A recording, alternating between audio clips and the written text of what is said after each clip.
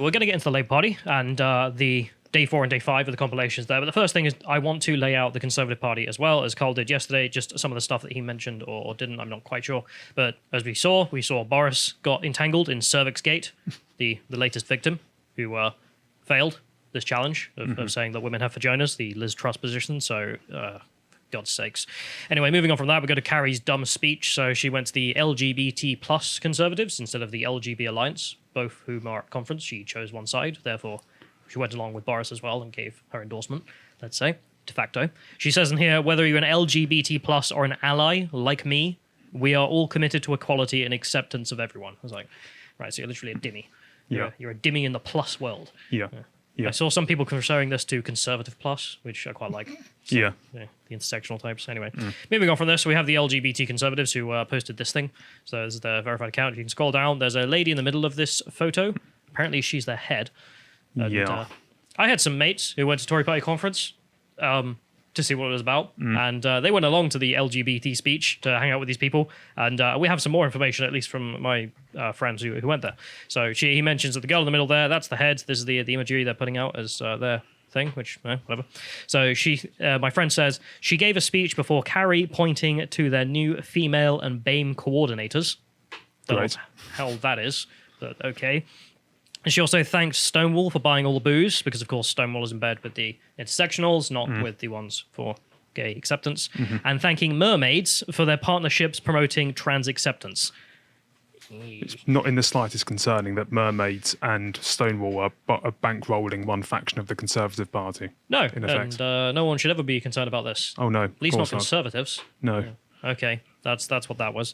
So he continued to write to me. Can't go into the details, but I had a lengthy chat with their comms director, who's a mate of mine, traditional, moderate, gay guy. Heads in hands over this. They've been infiltrated by the intersectional ideologues, and he's properly stressed. Yeah. And I've got a source at the conference as well to add to this, who says that this reform group have the nickname of the gay Tory mafia. And this is not the sort of gayness where gayness is understood as, being sexually attracted to men. This is gay in the kind of political sense, where your sexual orientation actually has almost nothing to do with being gay. So this is very much the pink news line that Douglas Murray has alluded to several times. Douglas Murray in his book, I've mentioned it before, but there's like a section where he's like, yeah, there are gay men like me, and then there are queers. And he just goes on a big rant about how he can't stand people who being gay is their ideology. This is basically the disconcerting attempt from the gay Tory mafia to actually reify what being gay ultimately is. Yeah, which is not being homosexual or tolerant of such things. Yeah. Anyway, so I thought we'd go on and just have an example of what the future holds for the Tory Party. So we go to the next one here. We just have what stops this Conservatives. There we go. Have your segregated pride flag in your logo, because we all know it's coming. Anyway, there are some people who went along and did support the LGB Alliance folks. So we have the LGB Alliance here posting photos with Claire Fox, who came along and stood with them. I don't know if she's a Tory Party member. I think she was a speaker or something like that. She was a member of the Brexit Party, wasn't she? Yeah, I assume she's still aligned with Reform, because they had their conference as well. I just haven't had time to look into it. So if we move on from this, we go on to the LGB Alliance, who did some interviews, because they were like, I don't know what the hell's wrong with all these people, but we don't stand for like putting transgender people in ovens or something, because this is the accusation that gets leveled against them. They hate trans people. No. They literally, like, he says about the fact that, no, we're here to focus on sexuality rights, and T isn't a sexuality. Quite. By definition. Yeah. There's also the story I love from, what was it, Nolan Knows, who gave me the example. Like, if there's a man and a woman in the woods, right, and the man's attracted to the woman because he's straight, but then the woman says, no, I identify as a man. Okay, what happens now? Which one takes priority? Is the man now gay, or is the woman a woman? Well, Ash Sarkar would say the man is gay. But it's the point of LGB versus T, because fundamentally one of those has to take priority over the others, in which case one is valid and one isn't. Yes. And you do have to make a decision between those two. Yeah. Like biologically. Yeah. Anyway, so Nolan Knows makes a great point. I just want to give him a shout out, because that was a great short he did on YouTube. Anyway, so let's move on. So let's take a look at what awaits the LGBT Tories, which is we go to the Labour conference and remind ourselves of the sheer cringe. Day 4 there, if people want to go and watch it, there's like 20 minutes in that one, because there were a load of debates in there that were unbelievable. And then we have the next one if we go to day 5. So day 5 was a little shorter because it was a shorter conference, and also it was mostly Keir Starmer saying, I hate the Tories. I was like, no one cares. No one cares what you think about this. Anyway, so we're going to focus on the alphabet soup, as some people have put it, and really is an alphabet soup. If we can go to the next link on there, we have Justin Trudeau talking in literal alphabet soup terms, people across the country are lighting candles to honor Indigenous women, girls, and 2S LGBTQIA plus. What is that? It's like, you know, the Top Gear meme where he's like the Doppelganger or whatever, Wagen or whatever the fuck the name was, the really long car name in German. Yeah, that's what it's turning into. I don't know what 2S stands for. I don't care. But yeah, I mean, real alphabet soup right there. Anyway, so let's go to the first clip. And you may remember this delegate. I think it was her and someone else who were complaining about the fact that women were hurt hardest by the pandemic, our fellow women, and also says that she faces large-scale misogynistic abuse for being a woman. By women, incidentally, not by men. That's probably the first clip, and she gave another speech the day after. On Saturday, our party chair mentioned trans rights and conversion therapy. On Sunday, we had a 3.5-hour debate on anti-Semitism, Islamophobia, Black Lives Matter, any other sort of bigotry. Sunday evening, straight after that motion was debated, I was in the loo downstairs with a few of my colleagues from the Northwest when I was transphobically abused in this conference centre by one of our sisters in this conference hall now. Shame. The LGBT community is one of the few that comes under constant attack alongside our black and BAME colleagues. We are under constant attack every single day. In Liverpool, just recently, this year's Pride in Liverpool, over 20 attacks were made during Pride Month on members of the LGBTQ plus community. And the police have still not been able to catch the perpetrators. Conference. We are in a period of anti-bigotry, but we're still getting bigots. It's not on. LGBTQ plus people suffer unproportionately, not just through the pandemic, but beforehand, to get adequate treatment for their conditions. And the hardest thing to crack is prejudice. And this is what we need to stamp out. Thank you, Delegate. Right. Oh my god. I love it, like the very old lady-like pronouncement of prejudice. Yeah. Prejudice. Anyway, but it's also what we need to stamp out, and I'm reminded of the Orwell quote, which is, what is it, like, if you want an image of the future, just imagine a boot stamping on a human face forever, but okay. Anyway, there are a lot of things in there that are of interest. I love the mention of, you know, me and my fellow women, just like you, fellow Browns, who are also oppressed people, because this is the worldview, of course. Also, the weird mention that the holy month of Pride, there were attacks that took place, and outside of Pride, all hate crimes, presumably. But I love the idea that, like, during the holy month of Pride, it's worse. So it's not Ramadan. What the hell are you talking about? Anyway, but there's a lot of stuff in there that's worth looking at, but we're going to move on because there's a lot more. So we got the next one, which is just some foreigner. I can't actually pin down her accent, whether she's a Yankee or a Canadian or something, but she's definitely some kind of colonist. Let's see. Doesn't sound right. Anyway, so she comes over and lectures Britain on wokeism and how to be proper wokers. Let's play. Social scientist and a pansexual woman, seconding COM13. LGBT plus are trans and intersex comrades. They're non-trans comrades. Intersex people, literally the living embodiment breaking from the binary, a beautiful element of our human species. Much like racism, sexism, ableism, our struggles are not disconnected. This violence is nothing but a tool of division used to advance class violence and accelerate capitalist gain. This is a working class matter. Mainstream education deliberately fails to inform us. We are not fooled by gestures of conditional or strings-attached care, nor do we mistake this as legitimate inclusion or protection. What we fail to teach each other is being used against us. But through anti-capitalist, decolonial education, there is strength in socialist collective knowledge. That's just buzzwords. It was amazing, right? Yeah. I mean, like, does that string half of that together? Does it make sense? No. But, the little cut up I did there of well of her just talking about trans comrades is because she was dithering on. And I find the phrase trans comrades amazing. Also, non-trans comrade. Yeah. How you doing, my non-trans comrade? Like, what, you just mean people who aren't trans? Like, Yeah. what are you talking about? Anyway, but the other stuff in there, I love the admission, essentially, that wokeism is just you take class struggle and replace it with sex, race, whatever, and then run the formula again, and then we have our movement. Yeah. Like, this is going to make even more sense. Which is precisely why the throwing in of capitalist imperialism just makes no sense, because she just made an argument for why that now has no meaning. I love how it sort of sounds like she's upset that there are capitalists out there selling N-word passes or something, and they're making money off discrimination within our system, even though you can't point to it. But okay. Yeah, that's amazing. She also the context there for her talking about what is it, anti-capitalist, decolonial, socialist education.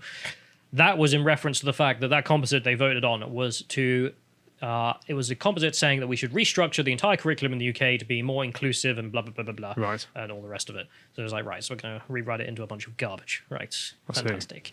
Yeah, so that's her. Could you tell if she was Canadian or American from that? Because I wouldn't want to guess. I would say... it's getting harder, isn't it? I mean, her accent's kind of soft, so I would lean towards Canadian, but I don't know. I suppose the Canadians and Americans in the chat can tell us. Anyway, but the next one here is a councillor from Tower Hamlets who came to tell us about the problems of being gay in Tower Hamlets. Ooh. Let's play. Ben Brady of LGBT plus Labour and a councillor in Tower Hamlets. Thank you. For conference, the idea that progress is an unstoppable force, never to be curtailed, the idea that we can't start to slip backwards is dangerous and untrue. Hate crime is rising in the UK. 1 in 5 people still say they would be uncomfortable having gay neighbours.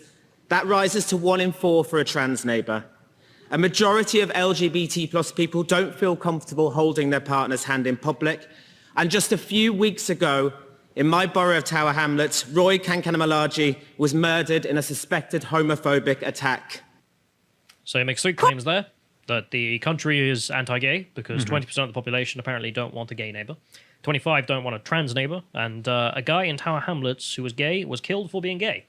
Okay, all things I can agree are not something that should happen. Of course. Wonder if it has anything to do with Tower Hamlets. Just saying. So we'll go to the next article here. We have an article from The Independent. There was a survey done a while back where they were trying to find homophobia in the country. And they thought they'd find like a bunch of homophobes in Yorkshire or something. Awful gammons. Yeah, London is more homophobic than the North is the headline. Published by The Independent as well. Yeah, because it turns out that cities that aren't English maybe have opinions that aren't very English either. Let's put it that way. So anyway, we'll go to the next one, which is just the demographics to make the point. If you can go to, I think it's page 4 on here, there's the demographics of Tower Hamlets, and they have the lists as 31% white British, 32% Bangladeshi. So they have it, 31% white British, 32% Bangladeshi, the rest of it being other smaller ethnic groups. I don't understand. How Various could diversity possibly facilitate homophobia? I don't know. I looked it up. Apparently, Bangladesh has life imprisonment for homosexuality. It might have something to do with it, but hell, I don't know. Anyway, Allahu Akbar. Let's move on to the next one. So if we go to the next set of data. So this is by the government as well, looking at the schools of Tower Hamlets, because remember, the children are our future. So what's the situation for that councillor and where he lives going to go? And in here, they have the statistics at 63% Bangladeshi. Students in Tower Hamlets, 63% Bangladeshi. I love how they write the next statistic there. The second largest ethnic group, second, is white British, making up 9% of the school population. 9% of the school. All schools in Tower Hamlets, 9% of the population are white British. Well, it's 63% Bangladeshi. I'm sure things are only going to get better. Oh, certainly. Yeah, I'm sure in the years to come, things will get considerably. Which is why a lot of Jews have also left that region of the country.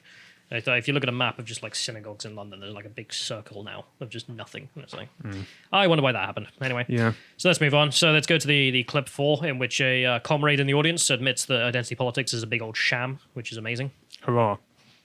Friends, I stand before you, or sit before you otherwise, as the right-wing and Tories' worst nightmare and an equal opportunities officer's wet dream. I'm a woman. I'm a refugee from Chile, thanks JC. I'm an LGBTQ person. And I'm disabled. Quite frankly, I feel I should take up a religion and then I'd have the whole bloody house. And that you already do. Yeah, I mean, it's already just funny enough where she's like, yes, my primary identity is the only thing that makes me interesting. Woman. Also, I'm an LGBTQ person. Yes. She had to think for a second there. Yeah. But yeah, there's that. And then I love the fact that she's even making fun of the idea that what she's promoting here by saying, I should take up a religion, then I have everything. Yeah. Yeah, it's almost as if defining yourself by group identities as the primary thing is a dumb idea. But okay, whatever. That's how she views herself and wants the world to be viewed. Anyway, so that's the say some nonsense there. And then there was a moment of sanity in all of this. Like this one woman who, I don't know, has had her eyes closed for the last 20, 50 years or whatever it is, and came up and gave an argument for free speech and tolerance, and got booed. So let's play the next one where she stands with Rosie Duffield. For daring to express beliefs which she is imperfectly entitled to hold. Conference, I stand with Rosie Duffield and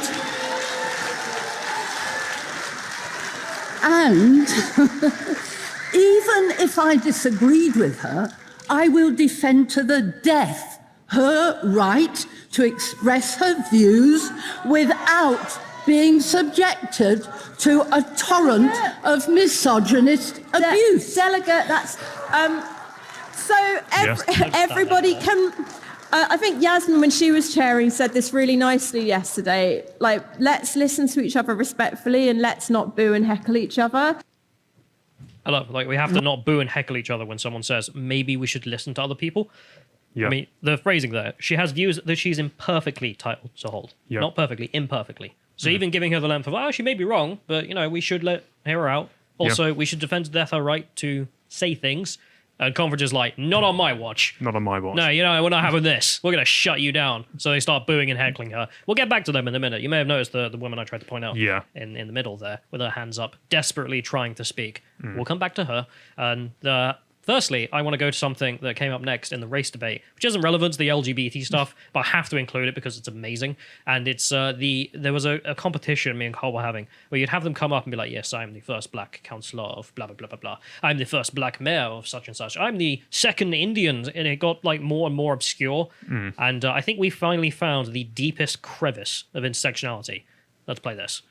My name is Councillor Bashir Ibrahim, and I am proud to have become a councillor in May this year in a by-election, one of the first black male councillors in Islington in over 3 years. The first? What? Sorry, not even the first. One of the first. So there were others, presumably. Black male councillors in Islington in over 3 years. And how many elections do they have every year? I think councils, aren't they elected every 4 years or something? Well, I was going to say, do they have different rules for elections there? I love it. I love the idea. Every 6 weeks or something? But it gives you a great view into the future of intersectionality. I mean, I'm the first X or second X or blah, blah, blah. It's never going to end. Like, we'll get the next black president. It'll be like, yes, I'm the first black president in 8 years. It's like, okay, all right. That's how that's going to go. That's, something to keep in mind. Also, I love the idea that we could just start defining ourselves that way.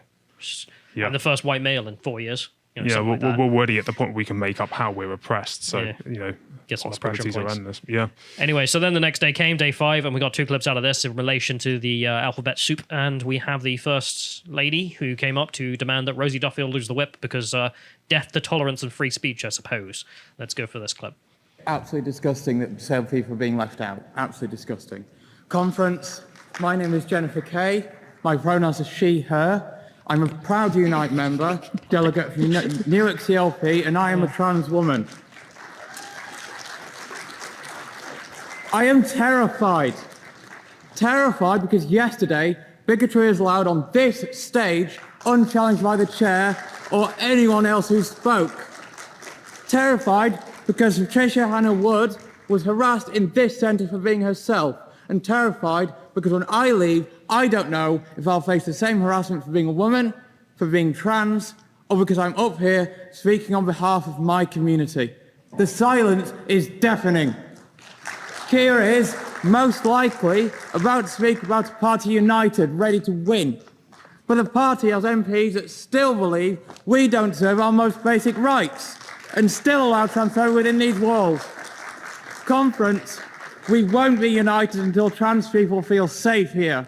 Labour must deal with transphobia in all its forms, and Labour must remove the whip from Rosie Duffield.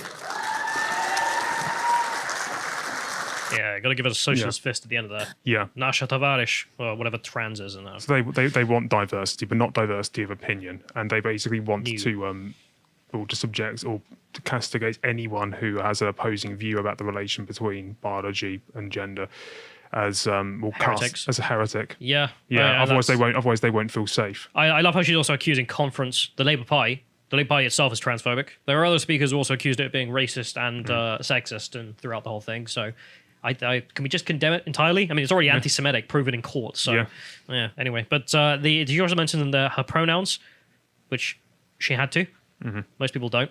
And then she mentioned that her trans comrade, the lady we heard at the start of this, was in the bathroom and was abused, as she mentioned. And I just, she never went into what that abuse was, ever. She could have gone to the press. A lot of papers there, a lot of news stations. Didn't expand. I think it was just that someone said, "You're not a woman." And that was the abuse. That's the extent of it. Well, that's what I expected. Prove us wrong, lady. Go out and go and give an interview about your lady problems. Anyway, there's one more here. So this is the last trans comrade who gave a speech. I don't think she's actually trans herself, but she's still a trans comrade, let's say, or non-trans comrade. An ally. No, non-trans comrade. Right. Must toe the line. We got new terms. Anyway, so this is the lady I pointed out a couple of times because she was daring to speak about the horrible transphobia of the lady saying, "How about we have some free speech?" That was her speech. That was all it was. It was just, how about we have some tolerance? That's transphobia. Tolerance is transphobia. And here's her argument. Let's go for this. Conference, I'm standing on here because I know we've only got a minute, but the trans comrades have not been included in this conference. You go in the toilets in there and there are stickers that say women's sex only. They're having to do sweeps every half an hour. I was heckled outside of conference as an LGBT person, handed leaflets and was heckled saying that on dating apps, lesbians are coerced into having sex with people with penises. This never happens. Conference, we have to stand up against transphobia. Yesterday, you allowed a person to stand on this stage with Women's Declaration and stand in solidarity with Rosie Duffield. At the same time, in Birmingham, a trans woman was stabbed because she was trans. Conference, words have meaning, words have power. And I echo my trans comrade and call on Keir Starmer to remove the whip from Rosie Duffield. Thank you, Conference. Fucking seals. I mean, she stands up and is like, yeah, this woman said, how about free speech? A trans woman was stabbed. Yeah. She did this. Yeah. We know it. Okay. There's a bunch more in that. I mean, I love how she had to say, what was it? Women on dating apps are being coerced by people with penises. People with penises. Don't know what she could be referring to there, but the people with penises, I'm sure, do. And also the idea that I saw Alistair Williams, he's a comedian who did a viewing of that. I loved his response to it, and I'm going to give him a great shout. Go follow Alistair Williams wherever you can. Because he was watching it, and he just went, these people can't even be in charge of a bathroom. Literally, their own bathroom at the conference. They've got people doing sweeps. What are they sweeping for? For little stickers that may offend them. They're taking them down. That's a big problem. Call security. Yeah. Clear that up. But yeah, I've also added a comrade compilation because I know some people wanted a comrade compilation for, I don't know, to destroy their insanity or something. So enjoy that. But otherwise, we're gonna leave that there. And that's Labour Conference 2. We did it last year. Cringe. This year, big cringe. Mm-hmm. I hope it dies. If you enjoyed that segment from the podcast, The Lotus Eaters, you can catch the full podcast at 1 p.m. every weekday UK time at lotuseaters.com. You can also sign up at lotuseaters.com to get access to all the premium content we have on the site. Yeah, that's how we keep this whole operation running. And recently we've put up loads of great stuff, such as this interview with legendary comedian Steve Hughes, one of my personal favourite comedians, so it was a real honour to be able to meet him. But one thing that I didn't expect, that he would be such a deep thinker. And this podcast is genuinely like a meeting of minds in a way. He was right on my wavelength on a bunch of things and helped me actually connect a bunch of dots, but I'm not going to carry on and spoil it. We also, of course, have lots of interesting articles that have been written, such as this one by Josh about the dumbest country on earth. And for premium, for silver tier subscribers, we also include a link, so it's we have an audio reading of it from a chap called Jonathan, who has a very smooth voice that you will enjoy. And this is great because often I don't have time to read all of the articles that we put up, because we've put up a lot of regular content. And so this saves me the hassle of having to read it myself. So I really actually am very appreciative of this feature on a personal level. But we also do the Contemplations and Epochs, which are just interesting podcasts about interesting things. These are regular weekly podcasts. So this one is one of our writers, Josh, he's got a master's degree in psychology, talking about theories of intelligence and how they matter. And of course, we've got the Epochs, where myself and Bo, or in this case it was Josh and Bo, talking about the life of Sir Francis Drake. So that's 2 solid hours talking about England's most notorious adventurer. But we've also got lots and lots of other ones. This is number 21, so there's a good back catalogue there. And finally, we have our book clubs, and this is the part that I'm most proud of. Recently, we've done Shooting an Elephant by George Orwell, and Reflections on a Ravaged Century by Robert Conquest. Yeah, Robert Conquest is fantastic. Just if you want Western chauvinist historian, he's your man. Anti-socialism. Yes, in all forms, it's fantastic. And like I said, that's what keeps the podcast running. So if you want to become a member, thank you very much, and we think there's some great stuff you'll enjoy.